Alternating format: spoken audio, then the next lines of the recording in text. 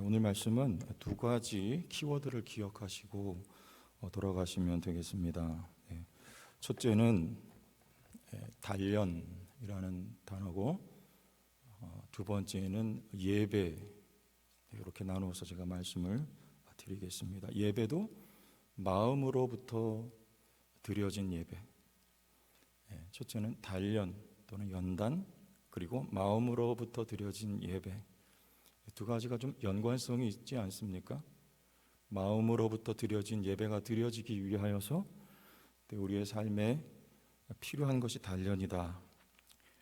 그렇게 여러분들이 연결고리를 가지고 말씀을 한번 생각해 보시죠. 오늘 예레미야가 시드기야에게 전하는 말씀은 뭐냐면 바벨론 왕을 섬기라는 거예요.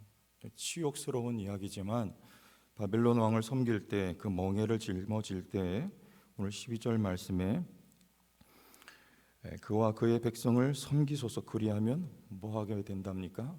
사실이라. 여기 산다는 말, 이 동사는 하야 동사, 우리 구약 성경에 하나님의 생명과 연관되어 나오는 단어입니다. 그러니까 우리가 이 세상에서 이렇게 살게 된다, 잘 먹고 잘 산다, 그게 아니라 생명을 갖게 된다, 그런 뜻이라고 이해를 하시면 돼요. 하나님이 사람을 창조하시고 그 코에 생명을 불어넣었죠. 그때 생명이 된지라. 그 상태를 여러분 생각하시면 돼요. 하나님과 연결되어 있는 상태, 그게 사실이라. 무엇이 이들을 살게 합니까? 바벨론 왕의 멍에를 목에 메고. 거짓 선지자들은 바벨론 포로 되는 게 하나님 뜻이 아니라고 합니다. 그러나 예레미야는 바벨론의 포로로 끌려가서 바벨론 왕의 멍에를 메야 된다고 말해요. 멍에는 노예들에 당하는 속박과 압제를 의미하는 것이죠. 멍에를 메면 여러분 고통스럽지 않을까요? 그러나 고통스러운 대신 나타나는 효과는 강하게 만드는 거죠. 저희 형님이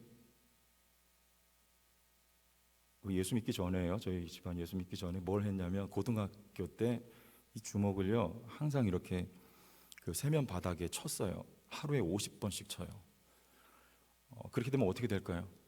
나중에 치다 보면 피가 나요. 제가 어릴 때 봤어요. 뭐 하지? 저 형님이 좀 뭐 하는 거지 하는데 항상 쳐요. 이렇게 딱. 운동선수였어요. 형님이 야구 선수였는데요. 공 잘 치면 되는데 아마 사람 치고 싶었는지 그렇게 하니까 피가 나고 여기 굳은 살이 벗겨가지고, 이게 다마라 그러잖아요. 이게 아주 이렇게 굉장히 크게 돼요. 그래가지고 야, 이걸로 사람 내 싸울 때 한 방에 쓰러뜨릴 거야 하면서 그렇게 해요. 고통스럽고 피가 나지만 강해지는 거예요. 연단도 마찬가지죠. 왜 가면 산다고 합니까? 왕이 여기 지금 여호야김, 여호야긴, 그리고 시드기야잖아요. 김긴야. 이게 마지막 유다의 왕들이거든요. 근데 이 왕들이 이렇게 하면 안 되는 거예요. 아담을 하나님이 왕으로 세웠죠. 근데 대리 통치자란 말이죠. 이 왕정시대 모든 왕들이 그래요. 가장 잘한 왕이 다윗이죠. 다윗이 왜 잘했냐? 하나님 마음에 합했다. 이스라엘 백성들을 왕으로 통치할 때 하나님이 어떤 분인지 잘 보여준 왕이 바로 다윗이란 말입니다. 그 외에 여기 지금 이런 왕들은 그게 아니라 나를 드러내고 내가 통치한 왕들입니다. 그 결과는 악이죠. 그걸 잘했어야 되는 거예요. 이 왕들이 하나님이 왕이고 하나님을 우리가 경외해야 되고 하나님이 어떤 분인지를 잘 드러내 보여주는 왕 임금. 그걸 가장 잘한 분이 예수님 아닐까요? 맞죠? 예수 그리스도가 참된 왕으로 이 땅에 오시는 거죠. 이 역할들을 이들이 못하니까 이들에 대한 대안이 누구냐면 바벨론 왕 느부갓네살이었습니다. 이스라엘 백성들이 거기 가서 세상 말로 꾸러박히는 거예요. 그럼 바벨론 왕 느부갓네살이 이스라엘 백성들에게 여러분 쉼과 안식을 주었을까요? 그게 아니죠. 고통과 속박과 압제, 곧 멍에를 짊어지게 한 거죠. 그런데 그 과정이 이스라엘 백성을 살리는 과정이기 때문에 예레미야는 계속 예언하는 겁니다. 여러분들이 살기 위하여서는 바벨론에 끌려가야 되고 거기서 멍에를 짊어져야 된다는 거예요. 70년 동안 그 고난의 세월이 이스라엘 백성들을 새롭게 창조한다는 거예요. 그래서 이 바벨론의 70년 이 포로 기간 그리고 그곳에서 돌아오는 것을 신학적으로는 제2의 출애굽이라고도 표현을 해요. 여러분, 우리 출애굽기 말씀에 보면 잘하는 얘기예요. 출애굽하고 홍해 건너서 첫 번째 광야가 어디죠? 수르광야죠. 수르광야. 첫 번째 관문이에요.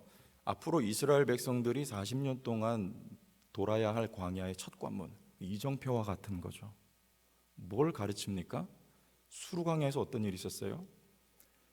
마라의 쓴물의 사건이 나오잖아요. 괴로움이에요, 마라는요. 이 사건은 한 연단을 말하는 거예요. 훈련, 단련을 말하는 거예요. 단련은 괴롭고 씁니다. 근데 그것을 하나님이 달게 바꾸시죠. 그 대목에 우리가 잘 이해하기가 좀처럼 쉽지 않은 말씀이 나오죠. 제가 한번 읽어드릴게요. 출애굽기 15장 26절 말씀인데요. 이르시되 너희가 너희 하나님 나 여호와의 말을 들어 순종하고 내가 보기에 의를 행하며 내 계명에 귀를 기울이며 내 모든 규례를 지키면 내가 애굽 사람에게 내린 모든 질병 중 하나도 너희에게 내리지 아니하리니 나는 너희를 치료하는 여호와임이라. 이 말씀이 나와요. 쉽게 말하면 너희가 내 말에 순종하면 하나님의 통치 안에 머무르면 너희에게 질병을 내리지 않는다. 나는 치료하는 여호와다. 이 말씀이 이거 가지고 뭐 이렇게 우리 병 고치고 이런 이야기 많이 적용하는데 이거 그런 얘기는 아니고요.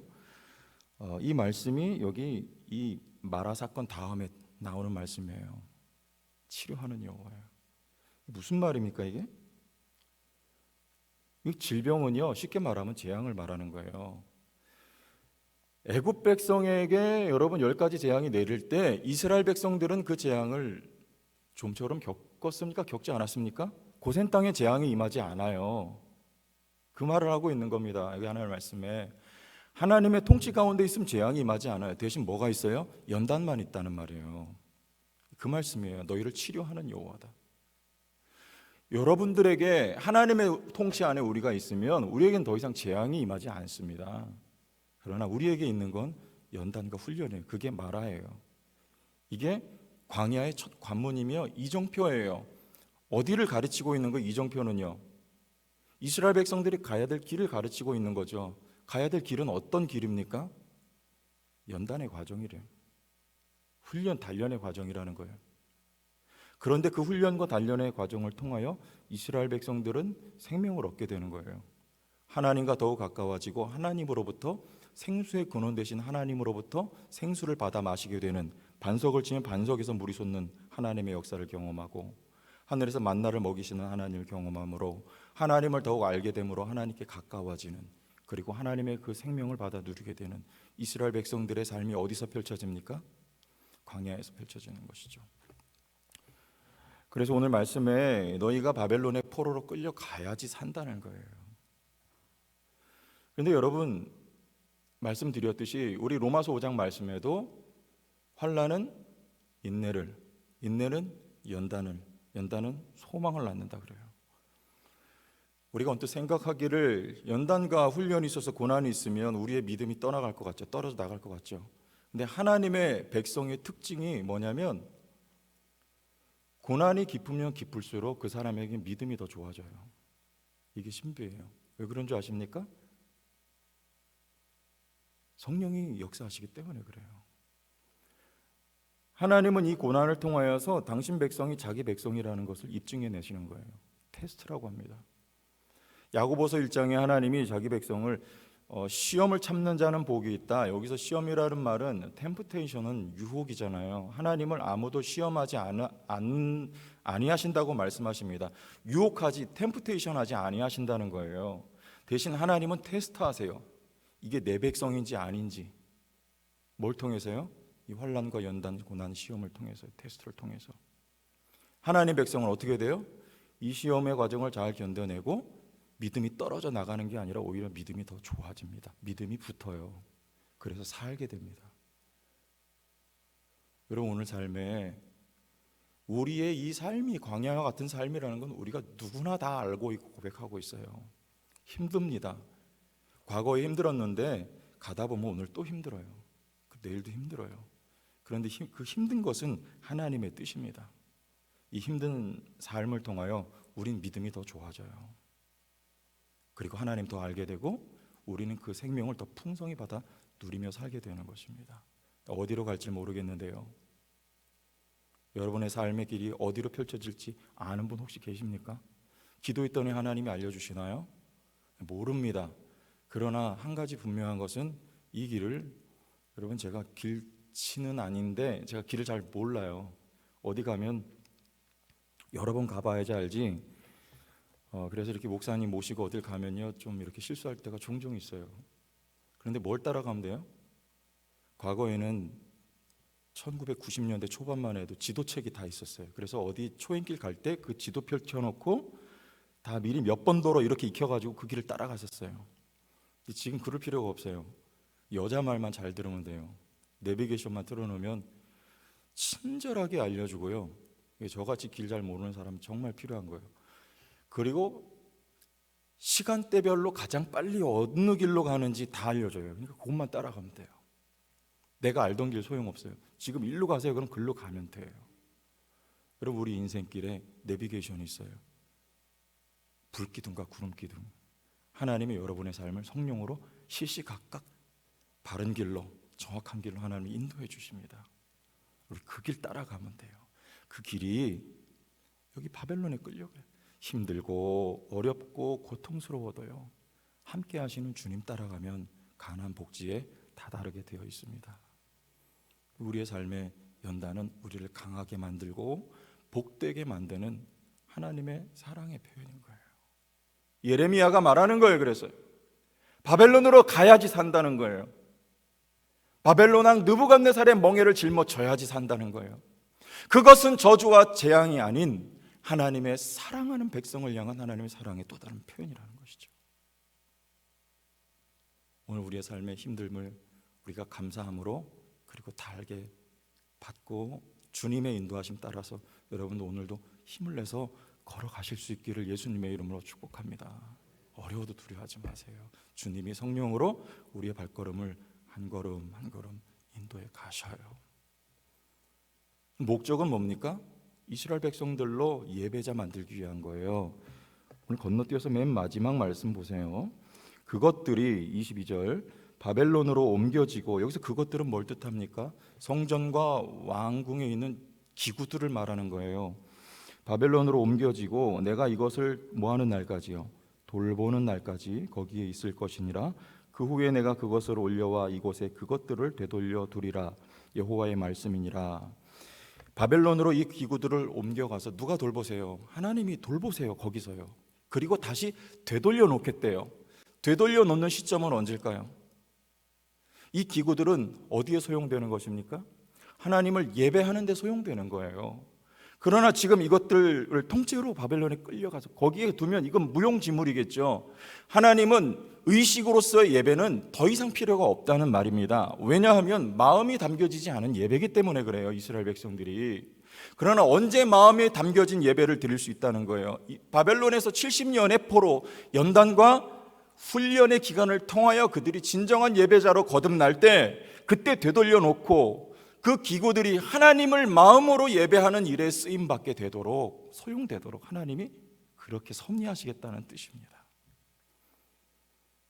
우리 의식으로서의 예배 굉장히 중요한 거예요. 주일날마다 나와서 또 새벽에 나와서 드리는 예배, 우리에게 꼭 필요한 것입니다.